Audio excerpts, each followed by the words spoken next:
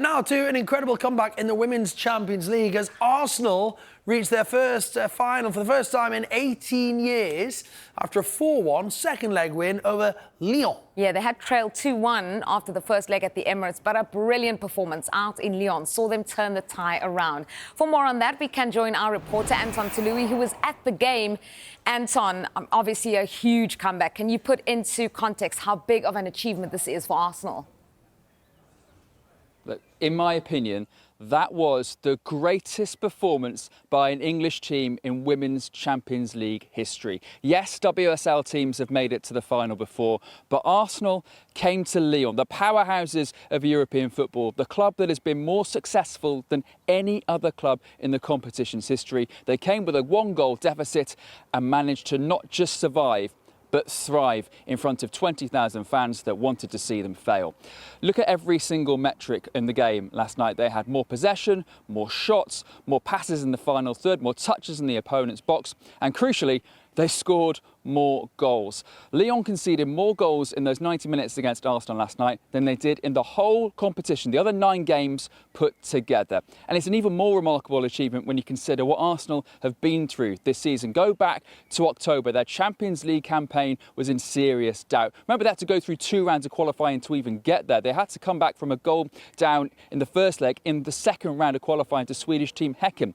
Then they made it through to the group stage. They lost 5-2 to Bayern Munich. That result would eventually mean that Jonas Eidevall would leave the club.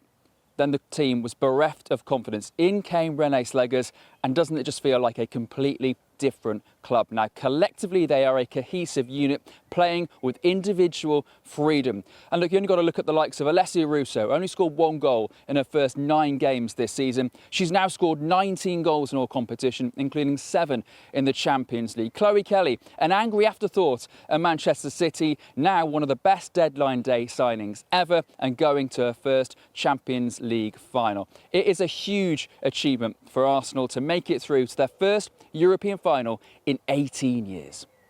Wow. Julia, you enjoying those stats, weren't you?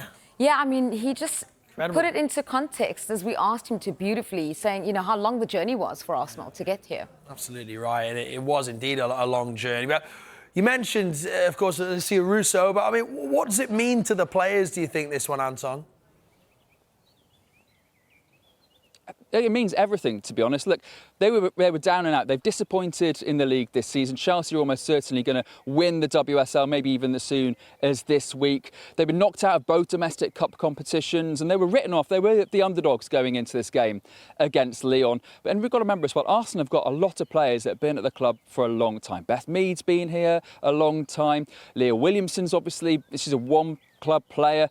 And of course, Kim Little. There were fantastic celebrations on the pitch and in the changing room last night, but there was one player that the players wanted to signal out, and that was Captain Fantastic, Kim Little. Leah Williamson at the front of the queue to sing her praises. Kim Little is an unbelievable footballer that goes under the radar all the time, and she, you know, unfortunately, an international stage didn't provide her with any of these incredible opportunities, but she's a player worthy of 7 or 8 Champions League titles, I think, and I'm very proud that the team did that for her today and the way that she led us. Yeah, I mean, yeah, we work together day in, day out with Leah, especially, and obviously all the girls, and we see what each other put into it, and we've obviously got special bonds in that way, so yeah, it's going to be pretty special to share those moments, and especially with someone like Leah. I can see how much it means. Yeah, thanks. Look, you can probably hear the music blaring in the background there. That wasn't actually Arsenal's celebrations. That's because Lyon booked a DJ for the game afterwards. I think the fans were expecting a big party. That obviously didn't happen. The party was taking place in Arsenal's changing room. Minus 1 player, though. Spare a thought for poor Katie McCabe, who put her body on the line during the game, but missed the celebrations in the changing room because she was the player randomly selected to do an anti-doping test. But she more than made up for it on the flight home. I'm told there were celebrations, singing and karaoke on the way back to London, and who can blame them? Arsenal in their first European final for almost 2 decades. Only Barcelona stand in their way now.